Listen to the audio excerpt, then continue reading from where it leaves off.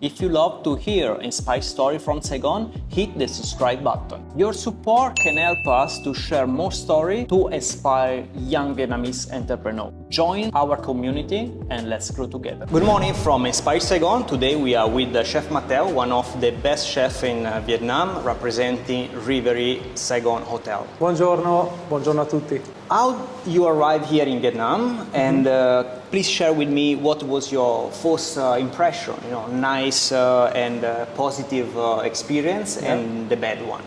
So I would say that I arrived in Vietnam because the love of food. Okay. Yeah, I came here for a very important restaurant project.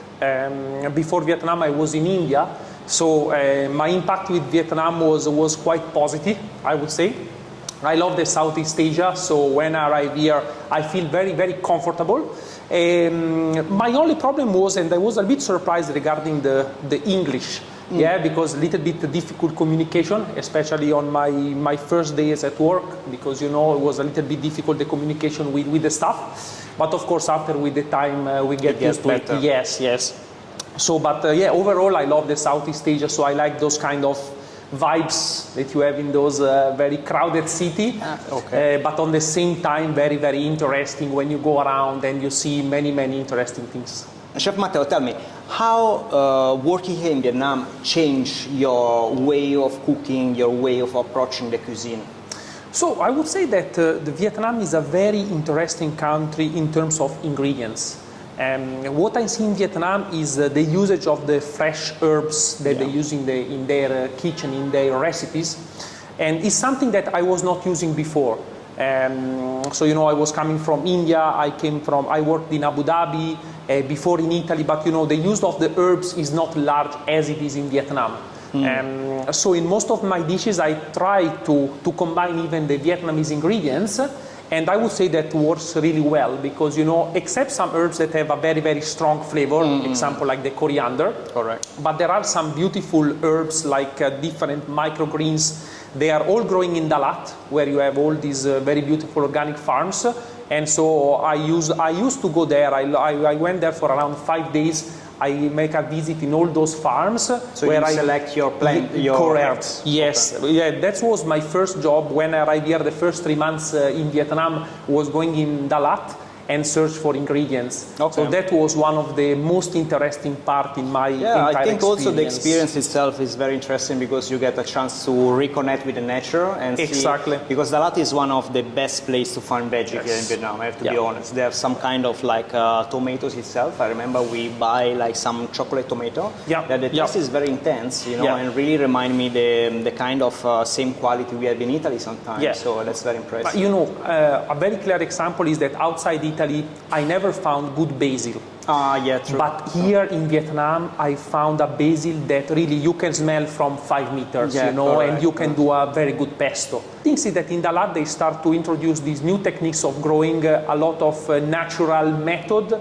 and so without pesticides and all those chemical products, and I found a very, very interesting world in Dalat to discover, and that's why in my menu I always try to introduce all those Vietnamese herbs along with the Italian food, of course by respecting the Italian tradition, so the original flavor, but some good addition is always a plus. What are the main difference you find between the culinary culture in Italy and in Vietnam? So to be honest, the culinary culture is very similar. In Italy we have this very famous habit to share, especially when you go in a casual concept restaurant. You go with the family, you go with the friends, so you always take the things to share. And the culture of Vietnam and the Southeast Asia in general is the sharing. It's very difficult that you go to a Vietnamese restaurant or even to a Chinese restaurant and you order a single portion dish. Will make no sense. Will make no sense, exactly. So I think that actually the culinary culture is very, very similar. But of course, the products that we have in Italy are totally different. Italy has a very big range of fresh products and also very tasty products due to our Mediterranean climate, something that here in Vietnam is not easy to find. I would say that the fish for me was a little bit challenging, because even if you have a beautiful sea in Nha Trang or the fish from Nha Trang, I would not say that the quality is like the Mediterranean fish. Understand. But that's the same for the beef example. You know, the variety of beef that we have in Italy, in Vietnam, basically you don't have. That's why you see that in Vietnam, basically all the meat comes from Australia, is imported.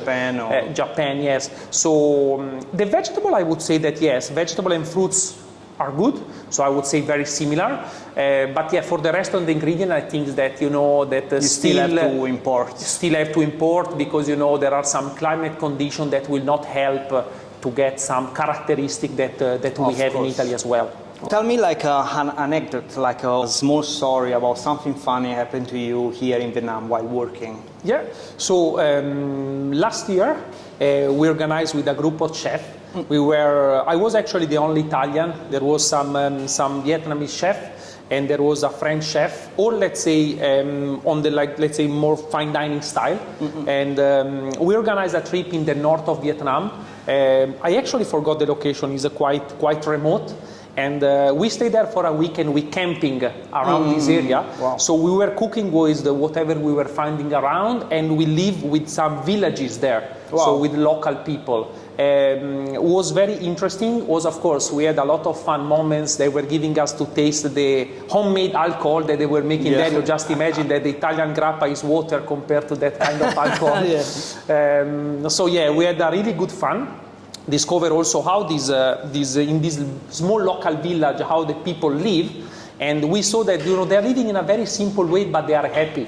So we were happy as well, and we really had a fun and good moment, you know, because we were also showing them how to cook something with their own products. You know, we were cooking put on our own fire with a small camping fire. You know, we were camping in the middle of nothing, basically, in the middle of the tree. You know. Who organized these events? It was a Vietnamese chef. Okay. Yeah, he organized, he put all of us together. He's actually doing it every year. Okay. So he called some chef and he organized these. But they do some video about it, or they just the experience, or they're gonna be some clients, or no. This is just like going around? just between friends. Yes, yes. Just going around. That's very unique. Yes, yeah, I didn't know that. It's very unique. It was a very fun experience, you know. When he asked me to join, you know, at the beginning I was thinking a little bit, you know, I was not really sure. But after, I'm glad that I accepted, because it was a really interesting. One-time experience. Work to do. Yes. After some time working in Vietnam, I'm sure it's happened some kind of accident. You know, I mean, it can be sometimes funny, sometimes frustrating. So tell me the most absurd accident happened to you while working in Vietnam. Okay, yes. Actually, I have one that was very, unexpected. Yeah. Because last summer I went to do an event in the center of Vietnam. I was in Da Nang. Yeah. I supposed to go there to make a dinner and to make a master class. So of course I was bringing some product from Saigon, because the timing was very short. Basically I was arriving on the late afternoon time, and the master class was in the morning, the day after, and the dinner on the evening time. The problem that my baggage didn't arrive at the airport. So there was inside everything, my chef uniform and all my ingredients. So I had to arrive in the hotel, I had to run in the kitchen and start to prepare everything from zero. So basically I worked all the night, and I had to do my masterclass and my dinner basically in a casual clothes with the jeans and the t-shirt. And basically my baggage arrived, but the problem is that arrived 3 days after and in Saigon. So yeah, that was a little bit, you know, now I'm laughing about that, but I was very, you know, super stressful. Yes, the time was super stressful, because like it was a gala dinner for around 60 people. And people, how they see when you was dressing like very casual? They think, oh, this guy is an artist, you know, so, do whatever. So regarding the masterclass, actually, when I explained to them what happened, you know, at the end was a moment of laugh for them, less for me, but you know, they were happy about that and they were laughing. But yeah, for the gala dinner, you know, I went out on the last to say thanks. But okay, in that moment I didn't say anything, you know, it was a little bit more formal moment. Sure. So I really don't know what the people think in that moment about me, you know. But they was maybe happy about the dinner, so... Exactly, no, everything went well, but yeah, it was a very stressful moment, I would say. Can yes. Who are typically the client of fine dining and high-end cuisine that you have here in Vietnam? So basically, usually in the restaurant, the high spender are the business people mostly. Of course, you also have the family. Maybe they live abroad and they come to visit their parents, so they like to go for special dinner and for a fine dining experience. But yeah, I would say mostly are the businessmen. Mm-hmm. And those people actually are travel all over the year. To give you an example, I had many guests that during the white truffle season in Italy, maybe they stay in Alba for 2-3 weeks to enjoy the white truffle. So are people that knows a lot about a gourmet restaurant. Yes. So they get the same expectation when they arrive here in Vietnam. Yes, correct. Yes. So they know where they go to those kind of restaurants, what they can expect, because maybe they experience a Michelin star in Europe, they experience a Michelin star in US, so in different countries. How many Michelin stars have the last place you was working in Italy? 3 Michelin stars. 3 Michelin stars. So I think like the standard have to be really, really high. Yes. Yes. The standard has to be right, and even because Da Vittorio has also the restaurant with 2 Michelin stars in Shanghai, so we had many customers that were connected between Da Vittorio Shanghai that maybe already experienced Da Vittorio there, so they were expecting the same in Vietnam. Okay, I understand. But yeah, I would say that mostly are the businessmen, the family, and actually the interesting things we saw that were also a lot of young couple that they saw something different to try. Yes, so we had a lot that they were coming to maybe to celebrate the anniversary or the birthday. Of course, like a special occasion. Special occasion, yes, yes. Because I would say that a fine dining restaurant, especially on the European side, in a country like Vietnam, still a restaurant for occasion. Yeah. Maybe in Europe, in Italy, they become also I would not say a restaurant where you can go every day, but not only for special occasion. But still try experience, like maybe, for example, there is a new menu of the season, people go to try, and then let's see you in the next season, but you still keep coming, right? Exactly, but in this part of the world, also to the difference of price with other restaurants, so they are more, for special occasions. Let's say like testing dinner, that what can be the price, the bill price in the end of the dinner, considering a bottle of wine average price plus the testing menu? I would say around 6 million. I would say around 6 million, yes. Perfect. Yes, so if you consider like a complete tasting menu and maybe a wine degustation as well, or a bottle of wine, yes, I would say like around 5.5 to 6 millions. Yes, and I see sometime, big businessmen, sometimes they go much over of the testing, so they go to select like a much more expensive wine and things. Let's say, give me an idea of very high bill that you get here in Vietnam. Something really... Oh yeah, when we were selling our white truffle menu, because in our restaurant we were almost having for 3 months the white truffle menu, so we were following the season in Italy, and in that moment we had very, very high spend, even because our white truffle menu was around 9 million per person. Already, so... it was like a 6 course, but all with at least 3 grams of white truffle on the top. That is a very good quantity. Plus, of course, there was a 2.5 million of wine pairing as well. So already with the menu and wine pairing, you are around at 12 million with the taxes.